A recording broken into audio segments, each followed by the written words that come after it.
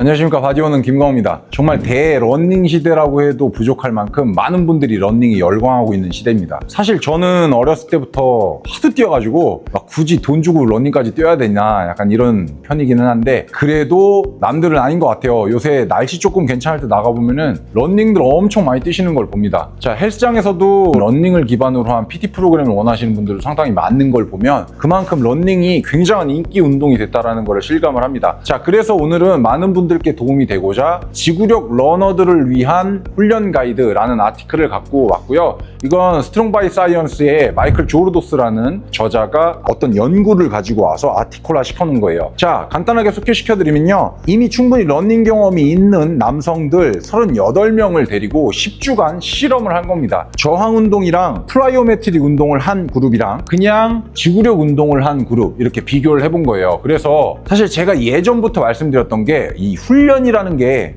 콩 심은 데 콩 나고 팥 심은 데 팥 나는 거라서, 스쿼트를 잘하고 싶으면 스쿼트를 많이 연습해야 되고 벤치프레스를 잘하고 싶으면 벤치프레스를 많이 연습해야 된다, 이렇게 늘 말씀을 드렸거든요. 그렇다라는 거는 이 러닝 또한, 러닝을 잘하고 싶으면 그냥 일반적으로 하는 지구력 운동들을 하는 게 러닝에 도움이 될 거잖아요. 그런데 이렇게 10주간 연구를 해봤더니 압도적으로 저항 운동이랑 플라이오메트릭 운동을 병행한 그룹에서 러닝 퍼포먼스가 좋아졌다는 거예요. 이 결과는 총 4가지를 봤어요. 첫 번째, 체성분을 봤고요. 두 번째, 근력이랑 파워를 봤습니다. 세 번째는 러닝 이코노미라는 걸 봤는데, 이 러닝 이코노미라는 게 생소하실 수 있기 때문에 간단히 설명을 드리고 넘어가자면, 러닝 이코노미라는 건요, 달리는 동안 특정 속도에서 소비되는 산소량을 말합니다. 이걸 좀 더 쉽게 얘기하면요, 같은 산소량을 가지고 얼마나 효율적으로 뛸 수 있는가, 이런 걸 본 거예요. 그래서 이 러닝 이코노미를 봤고요. 네 번째는 탈진 지속 시간을 봤습니다. 자, 이건 뭐냐, 쉽게 말하면 빡세게 뛰기를 시작을 해서 털리기 전까지 이 시간, 이 지속 시간이 얼만큼 되는 거냐, 길면 길수록 좋겠죠.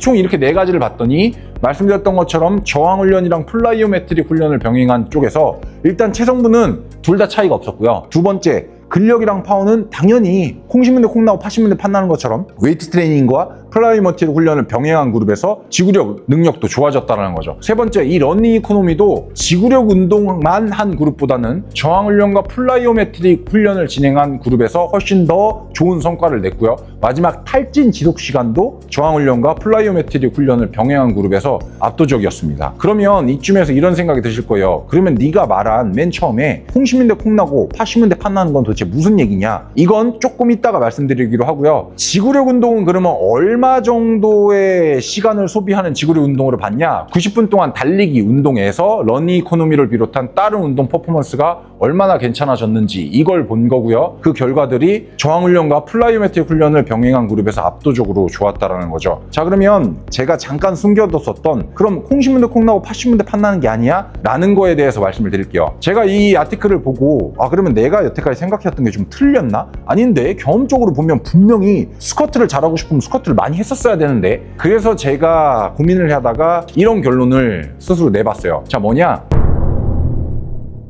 우리의 훈련에서 기술적인 운동들 있죠. 기술적인 면모들은 콩 심은 데 콩 나고 팥 심은 데 팥 나는 게 맞습니다. 하지만 오늘 아티클에서 소개한 이런 생리적인 퍼포먼스들 있죠. 심폐지구력이 얼마나 좋아지고 근력이 얼마나 좋아지고 체성분 변화가 어느 정도 일어나고, 이런 것들은 훈련을 다양하게 진행하는 게 훨씬 더 퍼포먼스 증가에 유리하다는 거죠. 그래서 만약에 내가 90분 동안 장거리 달리기 같은 이런 흔히들 하는 지구력 런, 이런 것들을 잘하고 싶다? 그렇다면 러닝 자체를 하시는 것도 중요하지만 그와 곁들여서 저항 훈련과 플라이오메트릭 훈련들을 진행하시는 걸 추천을 합니다. 저항 훈련들은 저희 채널에서 익히 소개하고 있는 그런 웨이트 트레이닝들을 얘기를 하는 거고요. 플라이오메트릭 훈련은 뭐 이런 거 있잖아요. 플라이오메트릭 훈련은 저런 겁니다.